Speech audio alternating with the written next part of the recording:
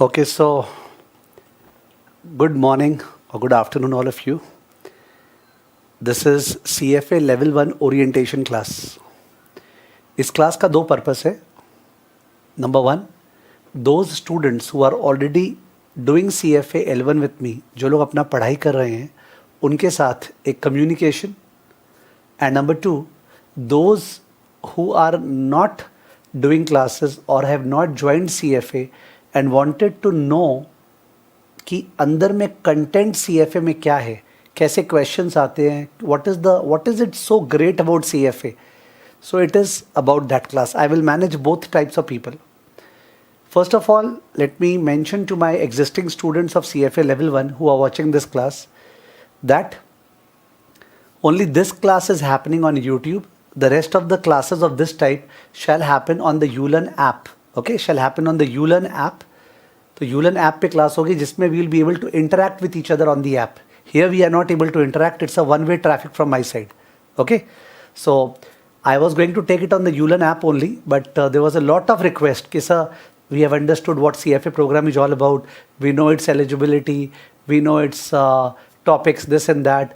But we just wanted to feel what is CFA all about. So those who wanted to feel what is CFA all about, especially my CA Inter, CA final students or past chartered accountants who are passed out, this class will benefit them to understand why CFA is such a great program. Okay, and obviously I promise that my existing students who are preparing for CFA L1, it will also help them. So let's get into the act right away. Just one second.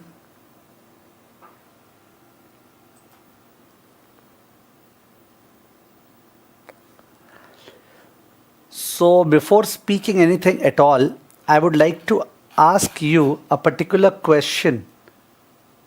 Okay, let me ask you a particular question. Look at this question, please. I have not given you any teachings. You are supposed to just read the question and apply your common sense. So we have a person called Nikoi CFA. He is a representative for Algo Financial Network. So it seems Algo Financial Network seems to be a portfolio management firm. Nikoi received a phone call at home from Marco Henis, a junior executive at Best Development Company, asking whether Nikoi has heard that Best has just reached an agreement to acquire a major shopping mall chain at a very favorable price. तो best development company लगता है कोई company है और उसका एक junior executive निकोई को call कर रहा है. आप समझिए, एक फाइनेंशियल फर्म है जो वेल्थ मैनेज करती है, that is algo financial network, उसमें मैं काम करता हूँ, आई एम निकोई. उसके बाद एक मैन्युफैक्चरिंग कंपनी होगी बेस्ट डेवलपमेंट कंपनी. वो बेस्ट डेवलपमेंट कंपनी जो है उसमें एक जूनियर एग्जीक्यूटिव है हेन्स, और वो कॉल कर रहा है, वो पूछ रहा है कि क्या तुमने सुना है कि जो बेस्ट डेवलपमेंट है वो major shopping mall chain open कर रही है at a very favourable price. Nikoi has not heard the news and Nikoi was able to confirm that the information has not yet been made public.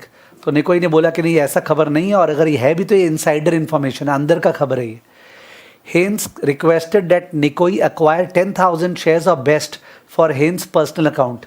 तो Haynes ने बोला ठीक है, तुम मेरे पर्सनल अकाउंट में 10,000 शेयर्स खरीद लो तो ठीक है. ये स्टोरी है.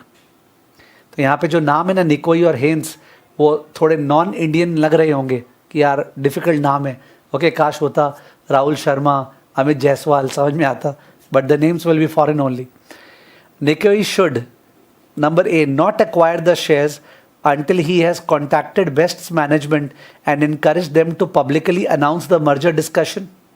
तो निकोई को शेयर बाई नहीं करना चाहिए जब तक वो कंपनी को कांटेक्ट नहीं किया, बेस्ट मैनेजमेंट को, और वो लोग को इनकरेज किया कि प्लीज़ ये इन्फॉर्मेशन आ रही है तो आप इसको प्लीज़ पब्लिक को अनाउंस करो, ठीक है।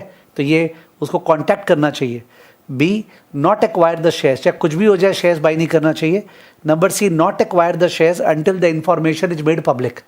और सी है कि उसको शेयर बाई तब तक नहीं करना चाहिए जब तक वो इन्फॉर्मेशन पब्लिक में नहीं चली गई।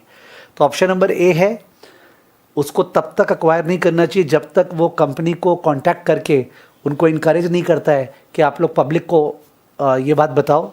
Number B, not acquire the shares at all, चाहे कुछ भी हो जाए। नंबर सी, तब तक अक्वायर नहीं करे जब तक वो इन्फॉर्मेशन पब्लिक नहीं हो गई है। अपने अगर CFA कोर्स करते हैं तो अपने पोर्टफोलियो मैनेजर्स बनेंगे, ब्रोकरेज हाउस में काम करेंगे, और बहुत बार ऐसा स्थिति आएगा जहाँ पे अपने को कोई इनसाइडर न्यूज़ आएगा, इनसाइडर खबर आएगा। आपको पता होगा कि इनसाइडर ट्रेडिंग करना इलीगल है, ओके, अनएथिकल भी है। अगर किसी कंट्री में इलीगल नहीं भी है तो कम से कम अनएथिकल है, बिकॉज लेवल प्लेइंग ग्राउंड हट जाता है, किसी को ज़्यादा पता है कम पता है, ठीक है। ऑल्दो आप बोलेंगे सर रियल लाइफ में तो एवरीबडी डज इट, वो एक अलग बात है। यहाँ पे बात हो रहा है ऑप्टिमल वर्ल्ड का। तो इन दैट केस निकोई को हेन्स जो कि एग्जीक्यूटिव है बेस्ट का, वो बता रहा है कि बेस्ट एक डेवलपमेंट, एक बड़ा मेजर शॉपिंग मॉल चेन खोलने वाली है, पर ये अंदर की खबर है, फिर वो अपने शेयर बाई करने को बोल रहा है। तो निकोई को बाई करना चाहिए कि नहीं करना चाहिए? तो तीनों ही ऑप्शन है नॉट एक्वायर, तीनों ऑप्शन है नॉट एक्वायर। पर बी है not acquire the shares under any condition, A है नॉट एक्वायर तब तक जब तक वो कंपनी को कांटेक्ट करके उनको इनकरेज नहीं किया पब्लिक को इन्फॉर्मेशन डिसेमिनेट करने के लिए, और या फिर तब तक जब तक पब्लिक कंपनी ने डिसेमिनेट नहीं किया। What do you think shall be the answer? I am not able to interact with you, but you can at least think in your mind. इस पे जो आंसर है वो ऑप्शन नंबर सी है। तो यू कैन असेस कि आपका right हुआ था क्या? Option number C. Option number A answer नहीं है, क्योंकि ऑप्शन नंबर ए क्या बोल रहा है, हम लोग मतलब निकोई कंपनी को कांटेक्ट करेगा और बोलेगा आपको ये न्यूज़ पब्लिक कर देनी चाहिए, ठीक है, बोला उनको, और फिर तुरंत आके शेयर बाई कर लिया। नहीं, ये नहीं चलेगा। आप इनसाइडर इंफॉर्मेशन पे ट्रेड नहीं कर सकते हो। यू कैनॉट ट्रेड और allow others to trade, okay. You should definitely contact the company and tell them, urge them to disseminate the information, to make it public, but you have not fulfilled your responsibility by just encouraging them. The point is that you cannot still buy even if you have communicated them and they are not releasing the information. होता है ना, मैंने तो बोल दिया था, वो लोग नहीं किए तो मैं क्या करूँ, वो सब नहीं चलेगा। आप अल्टीमेटली इनसाइडर इंफॉर्मेशन के बेसिस पे ट्रेड नहीं कर सकते हो। तो इस तरह के क्वेश्चंस एथिक्स में आते हैं, ओके। एथिक्स एक पोर्शन है CFA L1 करिकुलम में, it's a very very important portion. Level 1, level 2, level 3 तीनों में आते हैं, और इस तरह का एक पोर्शन आता है एथिक्स का। आई एम श्योर जो ज़्यादातर आप लोग हैं वो लोग सोच रहे होंगे बहुत आसान है यार, ईजी है। तो इतना डिफ़िकल्ट होता है ना, ये तो मैंने ईजी वाला चुना है यहाँ पे। इतना डिफ़िकल्ट होता है कि बाकी टॉपिक्स का क्वेश्चन तो पढ़ाई करने से राइट हो जाता है, पर एथिक्स का क्वेश्चन बहुत मुश्किल से राइट हो पाता है, इतनी पेचीदगी उसके अंदर रहती है। एक और ट्राई करेंगे, कीजिए।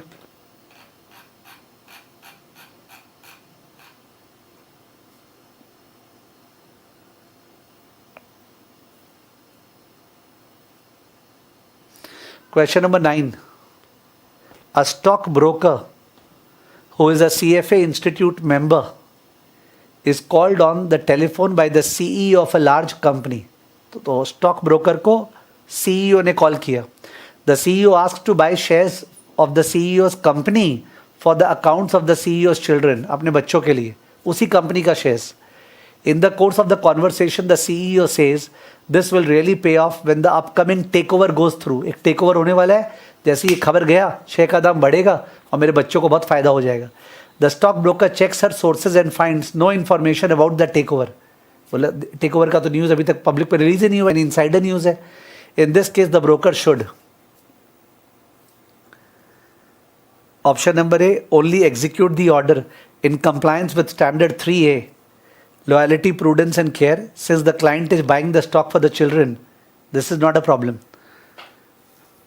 B, execute the order for all clients as required by standard 3B, fair dealing. Do neither of the actions listed here. तो बेसिकली ऑप्शन नंबर ए क्या बोल रहा है कि उसको एग्जीक्यूट कर देना चाहिए, ठीक है, बिकॉज तभी तो वो लॉयल्टी दिखाएगा क्लाइंट की तरफ। और ऐसे भी वो बच्चों के नाम पे ले रहा है, तो ये कोई इशू थोड़ी है इनसाइडर ट्रेडिंग का। बी क्या बोल रहा है, उसको एग्जीक्यूट कर देना चाहिए, पर बाकी लोगों के लिए, बाकी क्लाइंट्स लोग के लिए भी। बिकॉज फेयर डीलिंग क्या होता है, जैसे मैं अगर पढ़ा रहा हूँ तो आप लोग सबको फेयरली बराबर पढ़ा रहा हूँ ना, किसी एक स्टूडेंट का तो डाउट क्लियर नहीं कर रहा हूँ। दैट्स फेयर, बीइंग फेयर, ठीक है। तो इन दैट केस यहाँ बोल रहा है सबके लिए बाई करना चाहिए, execute the trade for all the clients. C, do neither of the actions listed here. तो आंसर आप गेस कर रहे होंगे, आंसर ऑब्वियसली कौन सा है, C. C is the answer. You can not trade on insider information, आप नहीं कर सकते हैं। कोई बोलेगा सर बी क्यों राइट नहीं है, आप तो बाकी क्लाइंट्स लोग के लिए भी कर दिए, तो बाकी दुनिया क्या होगा, बाकी दुनिया के पास तो ये बेनिफिट नहीं आया, केवल अपने क्लाइंट्स के पास आया, तो बी भी रॉन्ग है और ए भी रॉन्ग है। चिल्ड्रन हुआ तो क्या हुआ, क्लियर कट गड़बड़ है इनसाइडर ट्रेडिंग का, ठीक है। Look at one more question, it is just setting the stage for our discussion. Look at one more question please. Thomas Morris CFA CPA दोनों है, great qualification, CFA plus CPA, no doubt about it. Is a portfolio manager for an investment advisory firm, portfolio manager है। Due to the prominence of his position he is often invited to attend free meetings and educational events hosted by firms which seek to inform the investment community about their investment processes। तो बहुत बार meeting conference attend करता है। One such firm, CBX Holdings, has invited Morris to attend free educational event which qualify for continuing education credits which could help Morris maintain his CPA designation।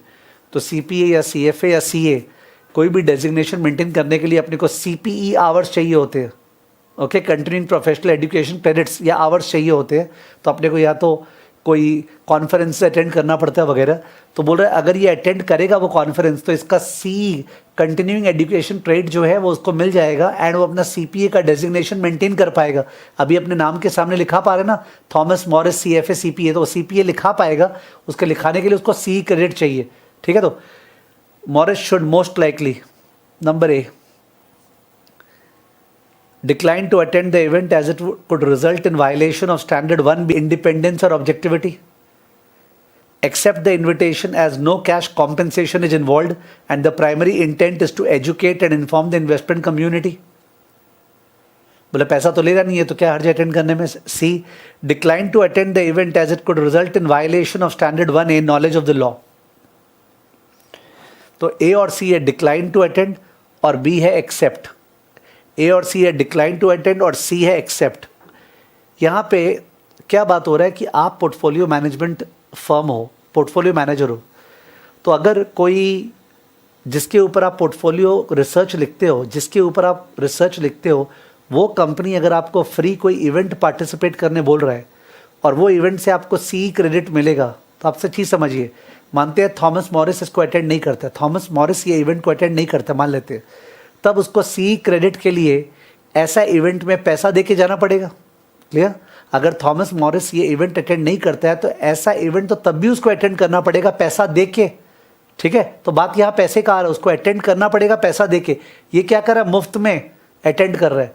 मुफ्त में attend करने से problem क्या होगा, बाद में जब CBX होल्डिंग्स के ऊपर ये कोई रिपोर्ट लिखेगा ना, रिपोर्ट, तो एहसान तले दब जाएगा, एहसान तले दब जाएगा और ये रिपोर्ट बढ़िया लिखेगा। सपोज CBX का स्टॉक ओवर प्राइस्ड है, उसको क्लाइंट को रेकमेंड नहीं करना चाहिए, पर वो क्या लिखेगा, CBX का स्टॉक अंडर प्राइस्ड है, बहुत बड़ा ब्राइट फ्यूचर है, आप लोग को बाई करना चाहिए।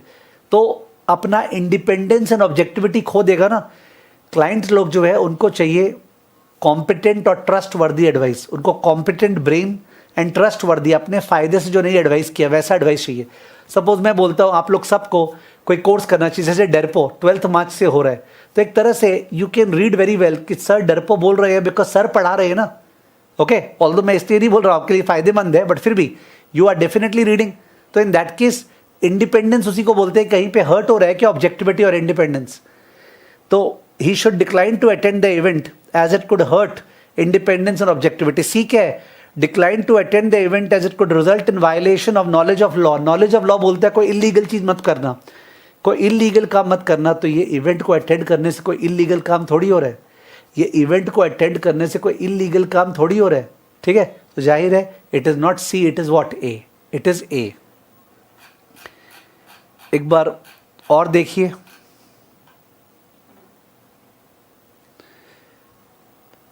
For the past 5 years, Clara Bell, CFA, has served as a proctor for the CFA exam. Proctor है जो इन्विजिलेशन करता है. Bell tells her assistant, a CFA level 3 candidate, that she normally receives the examinations on the Thursday before the exam. Because पहले तो physical exam होता था ना, तो पेपर तो आना ही पड़ेगा. अभी तो CBT चालू हो गया, कंप्यूटर बेस्ड टेस्ट. तो उसको पर एग्जाम अगर सैटरडे है, उसको थर्सडे पेपर मिल जाता है. Given the low pass rate at CFA level 3, Bell asks her assistant if he would like an advance copy of the next exam. Bell's assistant declines the offer. क्या जमाना आ गया है. तो वो जो बेल है वो बोल रही है तुमको पेपर चाहिए क्या, मैं पेपर दे देती हूँ तुमको पहले से, जिससे तुम पास हो पाओगे. तो जो असिस्टेंट है जो CFA level 3 राइट करने वाला है वो बोलता है नहीं, मेरे को पेपर नहीं चाहिए. Bell's assistant has been very vocal about expressing his opinion about the low pass rate. The assistant claims that there are too many charter holders and CFA Institute is deliberately failing candidates because the prestige of the CFA charter is becoming diluted. बोल रहे इतने ज़्यादा CFA हो गए हैं, इसलिए CFA institute बहुत कमती पास करा रहा है, इसलिए सब फेल हो रहे हैं. तो वो ओपनली लिखता है ये मीडिया, सोशल मीडिया में, ट्विटर पे वगैरह पे. With regard to standard 7A, conduct as members and candidate in the CFA program, which of the following statements concerning Bell's and her assistant's behavior is most accurate? Okay, which of the following statement concerning Bell's and her assistant behavior is most accurate? तो bell ने क्या किया था, bell ने उसको बोला था कि तुमको पेपर चाहिए क्या, मैं दे देती हूँ तुमको पेपर, ठीक है. तो उसने ना किया था असिस्टेंट ने. और दूसरा, असिस्टेंट जो है वो CFA इंस्टीट्यूट के बारे में लिखता है उल्टा ट्विटर पे कि भाई जानबूझ के CFA इंस्टीट्यूट पास रेट कम कर रखी है, बिकॉज CFA लोग ज़्यादा हो गए ना, डिमांड कम हो गया इसलिए. तो बोल रहा है कि अपने को बता रहे हैं which of the following statement concerning Bell's and statements behaviour is most accurate. Both Bell and assistant are in violation of standard 7A. Bell is in violation of standard 7A, but her assistant is not in violation. Neither Bell nor her assistant is in violation of standard 7A. तो bell ने क्या काम किया था, उसको paper देने का बात किया, दिया नहीं, पेपर देने का बात किया और डिक्लाइन कर दिया. असिस्टेंट ने क्या किया, वो उल्टा पुल्टा CFA इंस्टीट्यूट के बारे में लिख रहे हैं. तो दोनों वायलेशन में हैं, या बेल वायलेशन में, असिस्टेंट नहीं है, या फिर दोनों ही वायलेशन में नहीं है. ऑब्वियस C तो आंसर होगा नहीं, पेपर आप दे रहे हो, हाइट्स हो जाएगा. A या B में से आंसर होगा. आंसर ऑब्वियसली कौन सा है, B. Answer is B. Assistant अपना व्यू एक्सप्रेस कर सकता है, CA के बारे में, CFA के बारे में अपना व्यू एक्सप्रेस कर सकते हैं, वो अनएथिकल नहीं है. पर बेल जो पेपर दे रहा था उसको वो अनएथिकल है. बहुत ईजी लग रहा होगा, मैंने ईजी वाला चुना है, ठीक है. Question 12. Brown, level 2 CFA candidate, posts blogs for her exam study group 3 days after the exam to vent her frustration over the exam. तो ब्राउन ने एग्जाम दिया लेवल 2 का, फ्रस्ट्रेट, अच्छा एग्जाम नहीं गया, तो वो कुछ पोस्ट करता है सोशल मीडिया पे. However, to avoid disclosing what was actually on the exam, because CFA का एग्जाम पेपर तो ले जाना अलाउड नहीं है, तो आप बता नहीं सकते क्या आया था एग्जाम में. She only discussed topic areas she thought would be on the exam but were not. तो वो ये बताती है मैंने सोचा था ये टॉपिक आएगा पर ये टॉपिक नहीं आया, मैंने सोचा था ये टॉपिक आएगा, ये टॉपिक नहीं आया. She writes, the topics selected were unnecessarily obscure. उल्टे पुल्टे टॉपिक्स आए. Important terms like FCF, DDM and residual income were ignored completely. FCF से कुछ आया ही नहीं, DDM से आया ही नहीं. Brown is most likely. Number A, not in violation as the information was only about what was not on the exam. B, she is not in violation as the information about the actual exam contents was posted after the conclusion of the exam. Exam के बाद post कर रही है तो क्या हर्ज है. C, is in violation of 7A, conduct as members and candidates in the CFA program for providing confidential information about the exam. तो एग्जाम का इन्फॉर्मेशन कॉन्फिडेंशियल होता है, उसको आप शेयर नहीं कर सकते. वो क्या कर रही है, बोल रही है मैंने ये तो शेयर नहीं किया कि एग्जाम में क्या आया था, मैंने तो ये शेयर किया कि मैं जो सोची थी उनमें से कौन कौन सा टॉपिक नहीं आया. तो ये भी तो शेयरिंग ही हो गया, ये भी तो शेयरिंग ही हो गया. बिकॉज इससे क्या होता है, जैसे CA वगैरह में क्या होता है, 20 साल का पेपर है, स्कैनर है, तो अपने गेम करने लग जाते हैं, ये आने का चांस है, ये नहीं है, ये आने का चांस ये नहीं है. CFA सब में नौटंकी है ही नहीं, किसी को पता ही नहीं क्या पेपर आया था पास्ट में, तो आप गेम कैसे करोगे.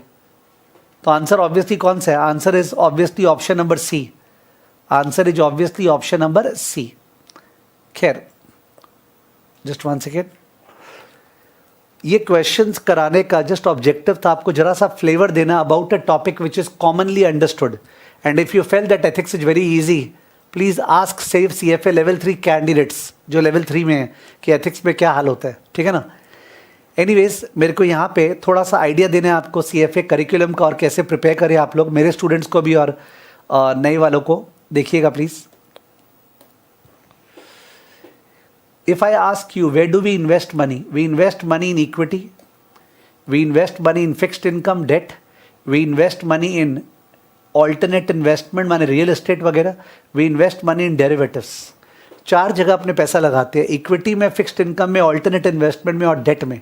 अगर आप CFA कर लोगे तो आपको इन्हीं जगह तो पैसा लगाने के लिए क्लाइंट को बोलना है, इक्विटी कौन सा स्टॉक बाई करें, कब कितना बाई करें, फिक्स्ड इनकम कौन सा बॉन्ड बाई करें, कब कितना बाई करें, alternate investment, commodity, real estate, ठीक है, आर्ट ऑब्जेक्ट्स, ये सारा का सारा, गोल्ड बुलियन, ठीक है, बिटकॉइंस, ये सब के बारे में, और डेरिवेटिव्स, ठीक है, options and futures, in case you have heard. तो ये चारों का एनालिसिस करना पड़ता है जोर का CFA करिकुलम में। इन चारों का एनालिसिस करने के लिए आपको टूल्स चाहिए। क्या चाहिए? टूल्स क्या है? तो टूल्स है अपना, एक है FRA, financial reporting and analysis. Because कोई भी कंपनी के बारे में सबसे ज़्यादा इंफॉर्मेशन कहाँ से मिलेगा? उसके एनुअल रिपोर्ट से, उसका PL balance sheet, footnotes, MDA, ठीक है, वो सारे से मिलेगा अपने को। तो financial reporting and analysis, PL balance sheet, footnote से खोद के पता लगाएंगे कि कंपनी का एक्चुअलिटी क्या है। बिकॉज वो लोग तो विंडो ड्रेस कर रखे ना, सारा PL बैलेंस शीट सब तो गंदा है, सब गंदगी है, ठीक है। तो अपने उस पर सच खोजेंगे। तो वो सच खोजना from the PL balance sheet, accounts नहीं है हमारे, पर अकाउंट्स के अंदर से सच की तलाश, वो तलाश जो कि ऑडिटर नहीं करता है, बिकॉज ऑडिटर का इंडिपेंडेंस डाउटेबल है, उसको वहीं से पैसा मिल रहा है, ठीक है, या वो करता नहीं ठीक से बिकॉज वो खुद का पैसा इन्वॉल्व नहीं है, पर वो एनालिस्ट करता है बिकॉज एनालिस्ट के क्लाइंट का पैसा इन्वॉल्व है। FRA, PL balance sheet, annual report से सच खोजना और बेस्ट कंपनीज हीरा ढूंढना फॉर एडवाइजिंग और क्लाइंट्स टू इन्वेस्ट। QM, अगर आप PL बैलेंस शीट से सच खोजेंगे तो इतना सारा फिगर्स है, वो फिगर्स में ऐसे कैसे होगा? अपने तो CA में पढ़ते हैं, करंट रेशियो निकाल लो, क्विक रेशियो निकालो, ऐसे रेशियो से थोड़ी होता है। There are models nowadays, machine learning का मॉडल्स, जिसके हेल्प से आप पता लगा सकते हैं कौन से कंपनी में कितना फ्रॉड का चांस है। That is quantitative method, statistics, फालतू वाला स्टैटिस्टिक्स नहीं, मीन मीडियन मोड, वो स्टैटिस्टिक्स जो एनालिसिस में काम आता है कंपनीज का, वो स्टैटिस्टिक्स जो एप्लीकेटिव है। इकोनॉमिक्स, ठीक है, अगर डाउन टर्न होने वाला है, इकोनॉमी में डाउन टर्न आने वाला है, डाउन टर्न, तो कौन से स्टॉक्स बाई करना चाहिए? कंज्यूमर स्टेपल्स या कंज्यूमर डिस्क्रिशनरी। अगर इकोनॉमिक डाउनटर्न होने वाला है और अपने को स्टॉक्स को एलोकेट करना है तो कौन से स्टॉक्स बाई करना चाहिए? कंज्यूमर स्टेपल्स या कंज्यूमर डिस्क्रिशनरी। अगर इकोनॉमिक डाउनटर्न होने वाला है, डाउनटर्न, खराब दिन आने वाले हैं, तो which category of consumer stock should be buy? Consumer staples और consumer discretionary. Think about it. तो consumer staples, obviously consumer staples FMCG goods type हो गए, फास्ट मूविंग कंज्यूमर गुड्स, साबुन, तेल, मंजन, ये सब जिसका सेल होगा ही, चाहे इकोनॉमिक डाउनटर्न भी हो। तो लोग माने 6-6 दिन में एक बार मंजन नहीं करेंगे, they will brush their teeth every day. But consumer discretionary क्या हो गया? कंज्यूमर डिस्क्रिशनरी आइटम्स है। You wanted to change your specs, okay, you can just wait for some time. You wanted to change your washing machine, you can wait for some time, ठीक है। तो washing machine, air conditioners, all those are consumer discretionary या luxury items, ठीक है। तो economic के analysis से अपने वो कर पाते हैं। तो अपने फालतू का इकोनॉमिक्स नहीं है, demand supply production cost market, अपने वो इकोनॉमिक्स है जो रियल लाइफ में काम आता है, ठीक है। उसके बाद कॉरपोरेट फाइनेंस हो गया कि कंपनी है, उसका डेट और इक्विटी बैलेंस शीट में कितना है, ठीक है। कंपनी का डिविडेंड पॉलिसी क्या है, कंपनी मर्जर एंड एक्विजिशन कर रही है क्या, कंपनी नए नए प्रोजेक्ट कौन से कर रही है, उनमें क्या रिस्क इन्वॉल्व है, बढ़िया प्रोजेक्ट कर रही है क्या। तो कॉर्पोरेट फाइनेंस वही हो गया जो बीकॉम में सीए में करते हैं ना, capital budgeting, cost of capital, okay, capital structure, dividend policy, mergers acquisition, corporate governance, company का बोर्ड स्ट्रक्चर, इंडिपेंडेंट स्ट्रक्चर क्या है, फ्रॉड का क्या स्कोप है, ठीक है। ESG, environment, social and governance. Environmental मतलब अपने इन्वायरमेंट को क्या देख रहे हैं, pollution and all, social, labour, customers का डीलिंग और गवर्नेंस कि हम लोग के अंदर में कॉर्पोरेट गवर्नेंस कैसा है, वो सारा का सारा कॉर्पोरेट फाइनेंस में है। तो ये चारों टूल्स है। What are they? टूल्स। ये टूल्स हो गए। तो हम लोग इन चारों टूल्स के हेल्प से ये चारों एसेट क्लास को एनालाइज करते हैं। और ये पूरा का पूरा पोर्टफोलियो जो बना, ये जो पोर्टफोलियो बना उसको मैनेज करना पड़ेगा। पोर्टफोलियो को कितना इक्विटी में, कितना फिक्स्ड इनकम में, कितना एआई में, कितना डेरिवेटिव में, उसके लिए पोर्टफोलियो मैनेजमेंट एक टॉपिक है। और ये सारा का सारा जो करना है ये अपने को एथिकली करना है, खुद के बेनिफिट के लिए नहीं, क्लाइंट के बेनिफिट के लिए। So these are the 10 topics in the CFA programme. You have to analyse 4 asset class, equity, fixed income, alternate investment and derivatives. To analyse them you need some tools. So these are the tools. The tools are FRA यानी कि financial statements वगैरह, ठीक है, और QM stats use करना पड़ेगा, economics और corporate finance. ये क्या थे? Asset class. और ये एसेट क्लास का मिला के पोर्टफोलियो बनेगा। आपको डिसाइड करना पड़ेगा कितना चर्न करना है, कितना नहीं करना है, पोर्टफोलियो मैनेजमेंट। और ये सब करेंगे आप एथिक्स को फॉलो करते हुए, जिसका कुछ क्वेश्चंस पे दिखा रहा था। तो these are the 10 topics in the CFA programme. Somebody wanted to know, तो बहुत बोरिंग लगता है कि मैं एक PPT चला दूं, वहाँ दिखाऊंगा देखो ये 10 टॉपिक्स है, तो बहुत बोरिंग लगता है, रिदम चाहिए होता है। तो these are the 10 topics in the CFA programme. यहीं पे अपने पढ़ाने का स्टाइल अलग है बाकी लोग के मुकाबले। जो बाकी दुनिया में सारे लोग हैं, they teach how by running PPT run करेंगे या बोलेंगे स्क्वाइजर का बुक खोल लो, ठीक है, हाँ ये पढ़ो मैं बता रहा हूँ, ठीक है। नौटंकी हो रहा है क्या? किसी के थ्रू क्यों पढ़ाए? अपने खुला पढ़ाए ना। तुमको आता नहीं है क्या? टीचर को आता नहीं है, फैक्ट है, लिखा हुआ चाहिए वहां सामने, तभी तो देख देख के पढ़ा रहे हैं। It's very very boring studies if you are studying from anybody who sees the books and teachers, who is opening a PPT and teachers, okay, who asks you to open the स्क्वाइजर and study, ठीक है। Yes, हमें time ज्यादा लगता है, पर हम जो ओपन करते हैं, जो खोलते हैं, वो जिंदगी भर रिमेंबर रहता है। आज तक लोग ध्यान रखते हैं जो CFA बन चुके 4-4 साल, 5-5 साल पहले। तो this is our teaching style. No PPT, no pre printed, सब खोल के एकदम बेस से, ठीक है। That's how we teach. अब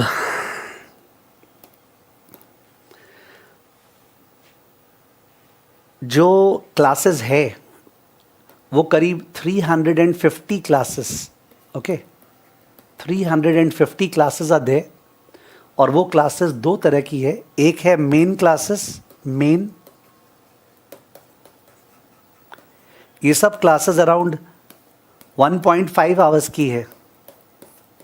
350 क्लासेस 1.5 आवर्स टाइप, और आप स्पीड में देखेंगे तो 1.15 आवर्स के, 1 सवा घंटे क्लासेस, मेन क्लासेस। और उसके अलावा रिव्यू क्लासेस, मेन क्लासेस और रिव्यू क्लासेस। तो मेन क्लासेस में सपोज एक चैप्टर है और उस चैप्टर को मैंने कराया 6 क्लास में, रिव्यू में उसका 1 क्लास है। तो आप पहले मेन क्लास से पढ़ते हैं, क्वेश्चंस ट्राई करते हैं, क्वेश्चंस भी 6 क्लास के अंदर ही सॉल्व है, ठीक है। बाकी का क्वेश्चन सॉल्व करते हैं जो मैंने क्लास में नहीं करवाया, डाउट्स पूछते हैं Q फोरम पे। और बाद में जब एग्जाम निकट आता है तो आप एक क्लास को देख के रिवाइज कर लेते हैं। कितना आसान है, ठीक है। तो सब मेरे पास टाइम ही नहीं है सब क्लासेस देखने का, तब अलग बात है, ठीक है।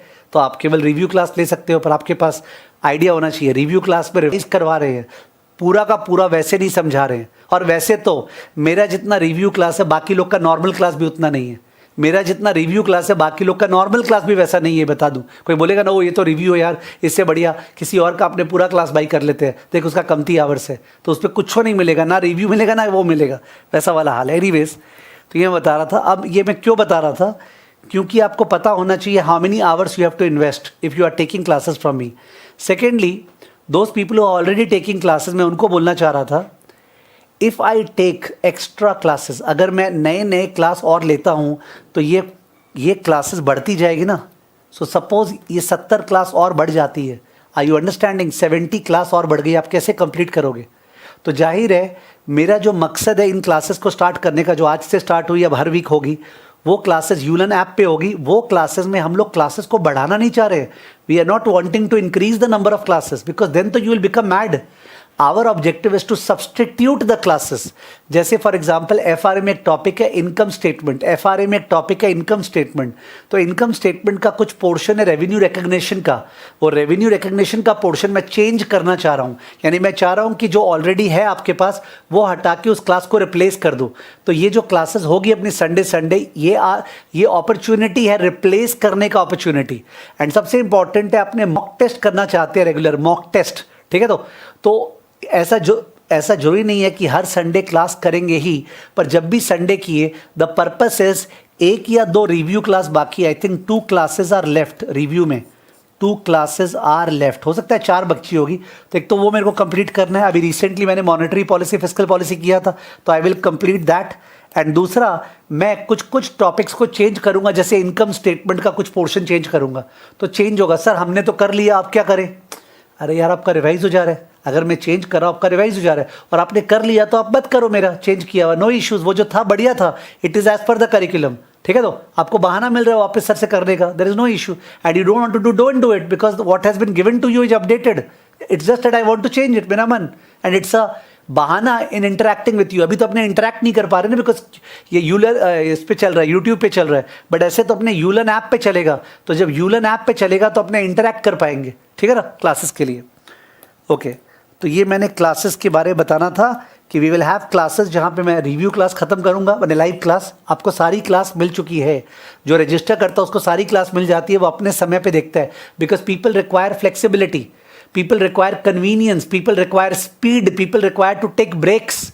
ये लाइव क्लास में ऐसे मिल नहीं सकता है। अगर लाइव क्लास होगी जैसे होती थी ट्रेडिशनली, तो फिर तो क्लास उसी समय पे होगी, आपको करना पड़ेगा, कोई बैकअप नहीं मिलेगा, ठीक है, आपको उस समय करना पड़ेगा। It doesn't happen.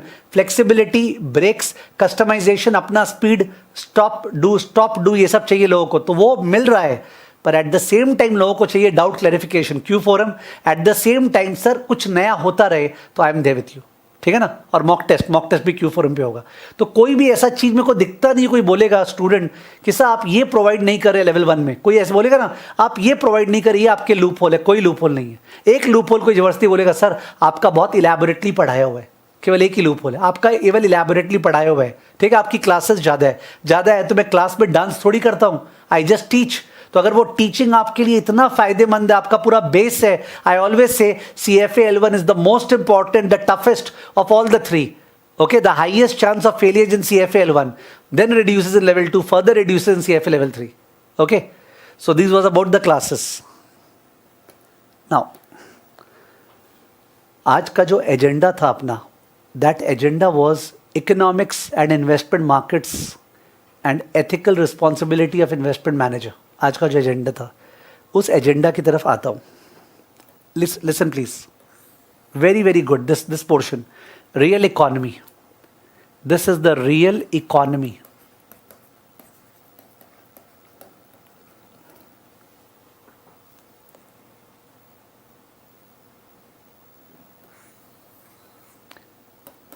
And this is financial markets.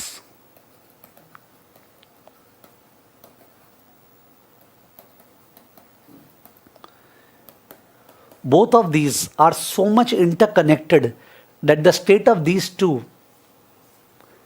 always remains the same. Although one would argue कि सर अभी तो ऐसा हुआ था, रियल इकोनॉमी खराब था, फिर भी स्टॉक मार्केट हाई था, वो exact same point of time पे नहीं, लीड और लैगिंग तो होगा ही, बट अदरवाइज रियल इकोनॉमी पे ही डिपेंड करता है फाइनेंशियल मार्केट्स, और financial markets also drive the real economy.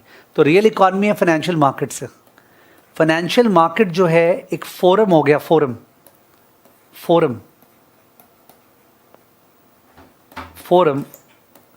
For सेवर्स and investors, जिनको पैसा सेव करना है और जिनका पैसा बोरो करना है। इन्वेस्टर्स का मतलब मैं बोलना चाह रहा हूं जो लोग को प्लांट मशीनरी में इन्वेस्ट करना है। इन्वेस्टर्स का मतलब वो नहीं जो लोग को स्टॉक्स और बॉन्ड में इन्वेस्ट करना है, वो सेवर्स है। जिन लोग को स्टॉक्स और बॉन्ड्स में इन्वेस्ट करना है, कंजम्पशन नहीं करना है, वो सेवर्स है। और इन्वेस्टर्स कौन है? जिनको स्टॉक्स और बॉन्ड्स के थ्रू पैसा उठा के प्लांट मशीनरी नए नए प्रोजेक्ट में लगाना, इन्वेस्टर्स, ठीक है ना।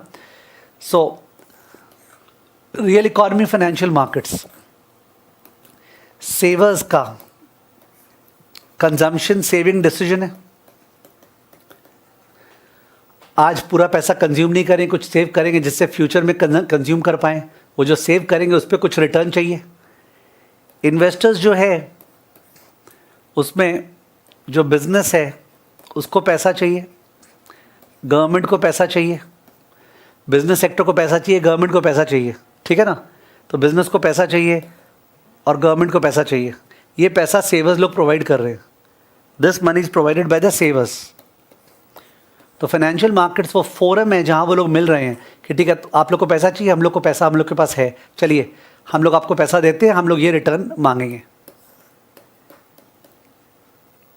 इसके लिए फाइनेंशियल मार्केट्स में बहुत सारे इंस्ट्रूमेंट्स इशू को होते हैं, इक्विटी, बॉन्ड्स, ठीक है, alternate investment vehicles, equity issue होता है, बॉन्ड इशू होता है, पैसा रेज करने के लिए लोन होता है, ठीक है, पैसा रेज करने के लिए। इनका जो प्राइसेस है, प्राइसेस वो प्राइसेस डिपेंड करता है ऑन सेवर्स एंड इन्वेस्टर्स के डिसीजंस के ऊपर। फॉर एग्जाम्पल, अगर सेवर्स बहुत ज़्यादा पैसा सेव कर रहे हैं, ठीक है, तो इतना ज़्यादा पैसा स्टॉक मार्केट में आएगा, बॉन्ड मार्केट में आएगा कि stock prices, bond prices will go up. अगर सेवर्स कमती सेव कर रहे हैं तो इतना कमती पैसा आएगा स्टॉक मार्केट, बॉन्ड मार्केट में कि प्राइसेस विल कम डाउन, ठीक है। वैसे ही कॉर्पोरेट्स वगैरह अगर पैसा बहुत बढ़िया से उठा के लगा रहे हैं प्रोजेक्ट्स पे तो अलग परफॉर्मेंस होगा। तो prices will depend upon that, ठीक है। अब जो रियल इकोनॉमी है उसका दो साइड हो गया, एक हो गया डिमांड साइड एडी, एक हो गया supply side AS. Demand side में हो गया C plus I plus G plus X minus M, aggregate demand. और सप्लाई साइड में दो तरह का सप्लाई होता है, एक होता है एसआरएएस और एक होता है LRAS. Short run aggregate supply, long run aggregate supply. Supply मतलब अलग अलग प्राइस पे इकोनॉमी कितना सप्लाई करने को तैयार है, शॉर्ट रन में, लॉन्ग रन में। It depends on labour, capital, technology, ठीक है, सप्लाई में। और demand depends upon house hold, business, government, foreign sector, C plus I plus G plus X minus M. इन दोनों के इंटरसेक्शन से इक्विलिब्रियम होता है। Have a look, real economy के नीचे मैं लिखा रहा हूँ। Sir should we copy all this? आप लोग कॉपी करना चाहिए था। You should have copied all this, सारे ही चीज you should have copied all this. It helps economy और मार्केट्स पे कनेक्शन, और उसके बाद क्वेश्चंस करेंगे तो और कनेक्शन क्लियरली दिखेगा। अब suppose I am drawing the graph over here, जहाँ पे एक्स एक्सिस पे वाई है, वाई मतलब रियल जीडीपी, और वाई एक्सिस पे प्राइस लेवल है, price level, okay. Macro economics में तो वाई क्या हो गया, रियल जीडीपी सारा आउटपुट, और पी क्या हो गया, price level. So we have this the LRAS curve, sorry LRAS curve, ये फुल एम्प्लॉयमेंट पे वर्टिकल है, बिकॉज फुल एम्प्लॉयमेंट होने के बाद आउटपुट कैसे बढ़ेगा, ठीक है। It is vertical at full employment. This is the AD curve, this is the short run aggregate supply curve. Short run में अपने फुल एम्प्लॉयमेंट के बाद भी ओवर टाइम काम करा के बढ़ा सकते हैं, तो अगर प्राइसेस बढ़ा तो ओवर टाइम काम करा के आउटपुट सप्लाई कर देंगे, तो शॉर्ट रन में पॉसिबल है। So the economy is in equilibrium, there is neither a boom nor a recession, there is neither a boom nor a recession, ठीक है। तो इकोनॉमी अभी इक्विलिब्रियम में है। अब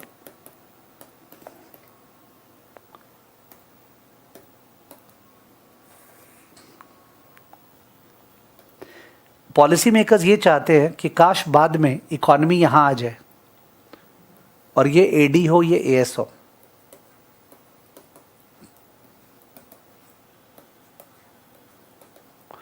YF1, YF2 माने इकोनॉमी का जो पोटेंशियल बढ़ जाए और इकोनॉमी ज़्यादा आउटपुट प्रोड्यूस कर पाए, इकोनॉमिक ग्रोथ, और फ्यूचर में और ज़्यादा हो जाए, ऐसा ही।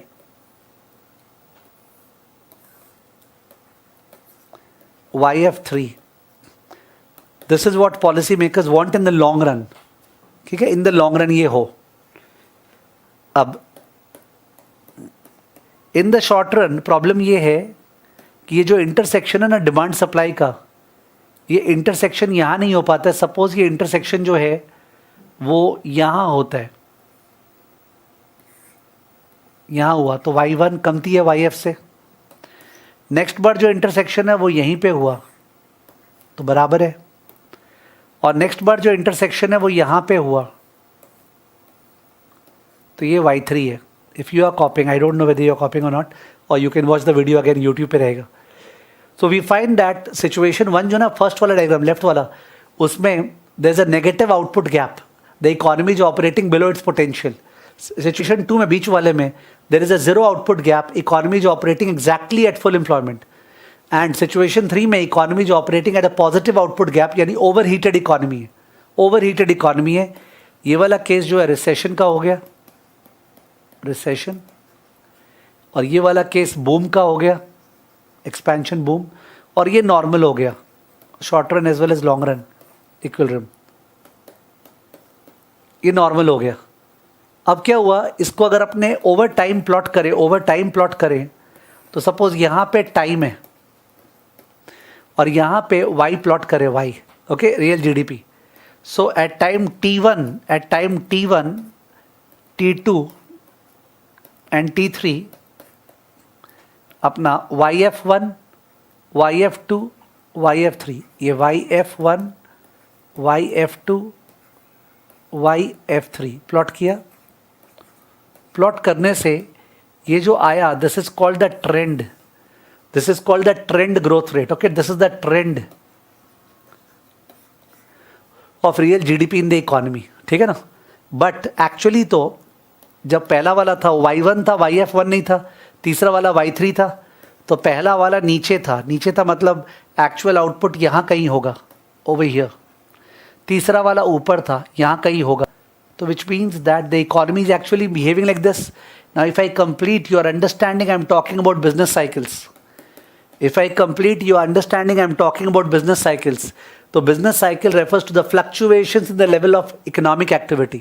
Very important for financial markets. पूरा stock market, bond market, business cycles की वजह से change होता रहता है। कोई बोलेगा ना क्या पढ़ा रहे हैं, इसी की वजह से रोज हो रहा है, तुमको वो holistic picture चाहिए। तो ये business cycles है, और ये business cycles को इनका मन क्या होता है, पॉलिसी मेकर्स का मन होता है ये बिजनेस साइकिल को ऐसे कर दे। कैसे कर दे बता रहा हूँ, ठीक है, मैंने थोड़ा सा सॉरी बिजनेस साइकिल को थोड़ा मॉडरेट कर दे, मैंने इतना ज़्यादा ट्रेंड से दूर नहीं जाए, ठीक है, ट्रेंड से जरा सा दूर जाए। तो we want to stabilise the economy, stabilise the economy, ठीक है, we want to make the economy grow, move to the right side, we want to stabilize the economy. That is the purpose, okay, that is the objective of the economy from a wealth point of view कि क्या होना चाहिए। and इसके लिए we have two types of policies, fiscal policy, monetary policy। तो जब economy में recession होता है, रिसेशन यानी जो Y1 था, उस समय we have expansionary policy. Expansionary का मतलब हुआ अपने बजट डेफिसिट को बढ़ाते हैं, budget deficit is increased, okay, tax कम, गवर्नमेंट एक्सपेंडिचर ज़्यादा, मोदी गवर्नमेंट ने पूरा किया। और मॉनेटरी पॉलिसी एक्सपेंशनरी मतलब मनी सप्लाई को बढ़ाते हैं। ओपन मार्केट ऑपरेशन सुना होगा ना आपने कि आरबीआई जो है वो ओपन मार्केट ऑपरेशन में बाई करेगा सिक्योरिटीज, तो रुपया छोड़ेगा सिस्टम में, मनी सप्लाई बढ़ाएगा, ओके, बॉन्ड्स बाई करेगा, इंटरेस्ट रेट कम होगा, that is expansionary monetary policy. और जाहिर है कॉन्ट्रैक्शन में ठीक उल्टा करते हैं, माने बूम में अपने ठीक उल्टा करते हैं, बूम में अपने कॉन्ट्रैक्शनरी पॉलिसी, कॉन्ट्रैक्शनरी, ठीक है। So we have expansionary, contractionary, fiscal, monetary policy. Now coming to the main graph, sorry,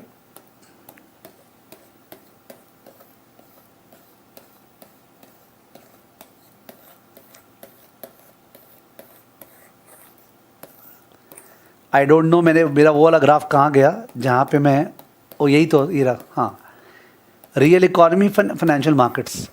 ये जो इक्विटी इशू हो रहा है यहाँ पे, और जो बॉन्ड इशू हो रहा है, इन सब से कैश फ्लोज आएगा ना। तुम क्यों बाई कर रहे हो इक्विटी? बिकॉज तुमको पता है इससे फ्यूचर कैश फ्लो आएगा। तुम बॉन्ड क्यों बाई कर रहे हो? बिकॉज तुमको पता है इससे फ्यूचर कैश फ्लो आएगा। वो फ्यूचर कैश फ्लो तो रियल इकोनॉमी से आएगा। तो आफ्टर ऑल फाइनेंशियल मार्केट्स क्या है? फाइनेंशियल मार्केट्स क्लेम है, क्लेम। फाइनेंशियल मार्केट्स क्लेम है ऑन द रियल इकोनॉमी। तो रियल इकोनॉमी से ही तो पैसा आने वाला है। अगर रियल इकोनॉमी ठप, तो इक्विटी को कैसे मिलने वाला है पैसा? बॉन्ड को कैसे मिलने वाला है पैसा वापस? तो दे आर टोटली रिलेटेड, ठीक है। Therefore the problem in all other courses, all courses which are there, जितने भी कोर्सेज है सीएफए को छोड़ के, उन सारे कोर्सेज में प्रॉब्लम है कि वो लोग इकोनॉमिक्स जो फाइनेंशियल मार्केट में काम आएगा पढ़ाते ही नहीं है। They don't teach economics. और अपने जब टीवी खोलते हैं, न्यूज़पेपर खोलते हैं, बिजनेस स्टैंडर्ड खोलते हैं, अपने को केवल एक ही चीज़ दिखता है, interest rates have gone up, therefore markets are coming down, inflation figures are coming high, crude prices are dropping, commodity prices are hardening, US Federal Reserve has taken a dovish stance. Reserve Bank of India Governor Shaktikant Das said that it will carry out more open market operations. सारा का सारा news सुबह से रात तक देख लो, केवल economy economy economy का है। उसी के कारण तो अदर कोर्सेज में जैसे सीए वाला कभी इस डायरेक्शन में मुकाबला नहीं कर पाएगा।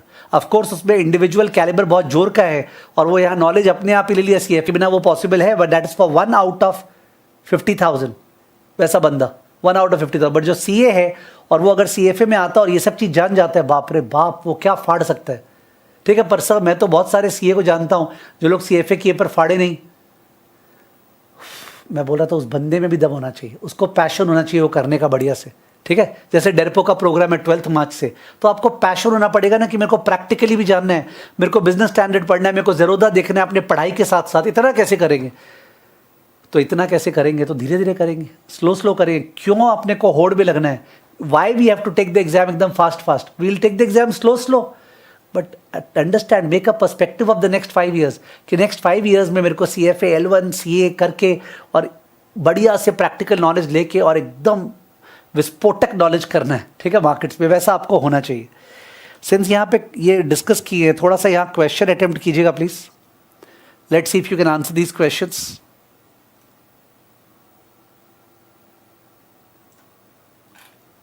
सो I have not taught you economics, let's see whether you can answer.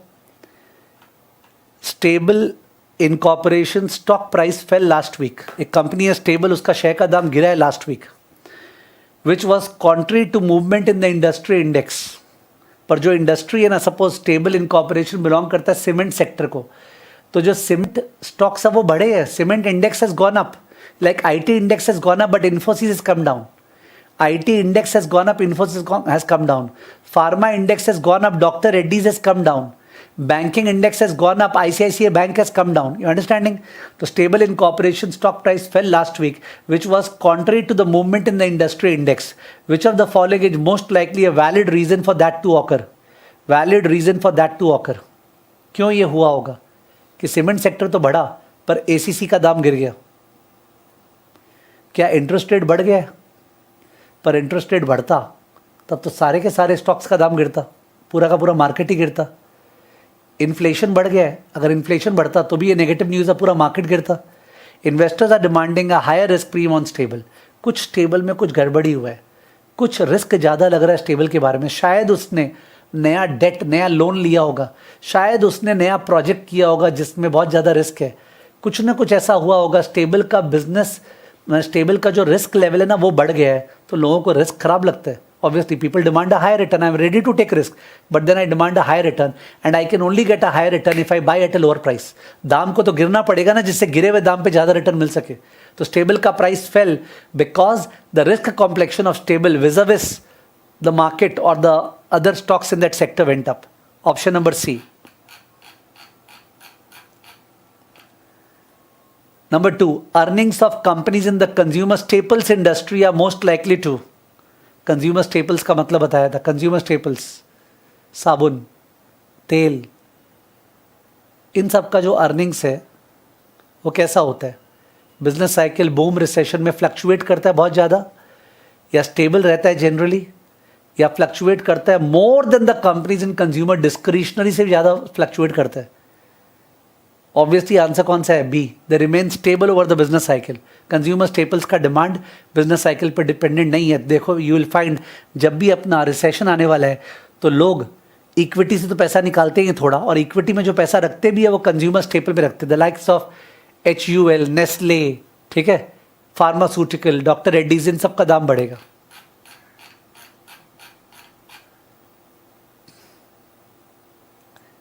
Number 3 अभी समझा नहीं पाऊंगा, डिफिकल्ट हो जाएगा समझाना।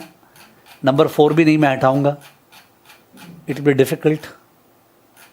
ये आपको पता है, a central banks repeated open market purchase of government bonds, a central banks repeated open market purchase of government bonds, a central banks repeated open market purchase of government bonds, what?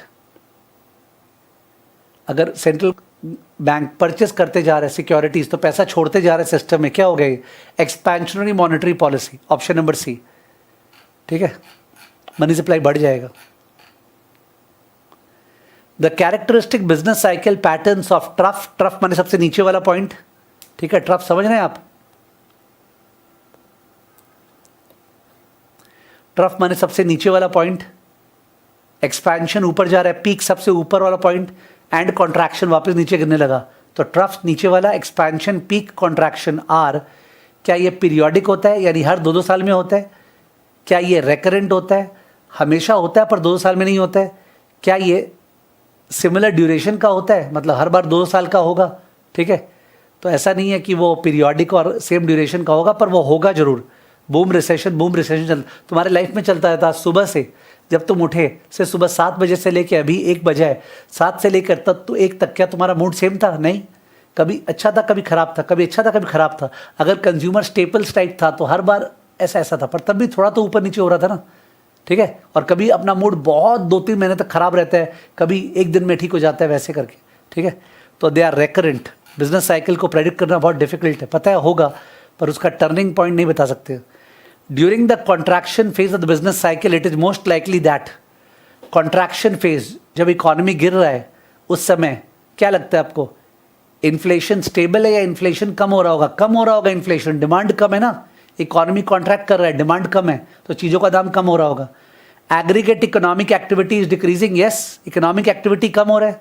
Investors preference for government security decline, नहीं, जब गड़बड़ होने वाला है तब तो अपने government security की तरफ जाते हैं ना, flight to safety, we go towards flight to safety. Answer कौन सा है? बी, ठीक है। जब गड़बड़ होने वाला है तो इन्फ्लेशन कम होता है, इकोनॉमिक एक्टिविटी कम होता है, अपने गवर्नमेंट सिक्योरिटी की तरफ जाते हैं, शेयर्स को बेचते हैं, बोलते हैं खराब दिन आने वाला है, चलो सेफ की तरफ चलो।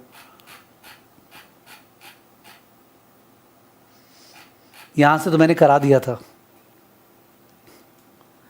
सो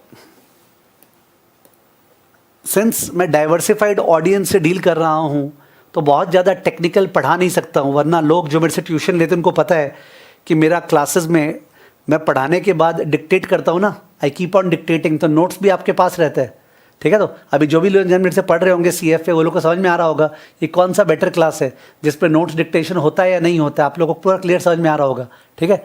और नोट्स जिसको डिक्टेशन नहीं लेना है पर फास्ट क्लास देखना है, वो नोट्स का ऑर्डर कर सकता है सौम्य को, ओके, soumya@ssci.co.in, वो नोट्स का ऑर्डर कर सकता है, तो किसी स्टूडेंट से फोटोकॉपी लेके वो सौम्य उसको कोरियर कर देता है, ठीक है ना। So now to my existing students I am telling you once again, 350 class already है, we don't have any objective of increasing to 450 classes, तब तो फिर ख़त्म ही नहीं हुआ कभी। We will have periodic sessions से संडे जिसमें अपने सब्सटीट्यूट क्लास लेंगे, और प्लस जो बचा हुआ है 2-3 रिव्यू क्लास पहले वो लेंगे, फिर अपने सब्सटीट्यूट क्लास लेंगे, यानी कुछ टॉपिक का क्लास को मैं चेंज करके नया टॉपिक डालूंगा उसके अंदर, so that the classes become more and more fresh and interaction का मौका मिले। और आगे से क्लास यूट्यूब पे नहीं होगी, सारी क्लास यूलन ऐप पे होगी, अपने इंटरेक्ट कर पाएंगे, आप आंसर कर पाएंगे, ठीक है। So that's what we will do for today. This was what I had to say. CFA is a prolific course, I don't say this about any other course, ठीक है। in the direction of treasury, CFA is the best course.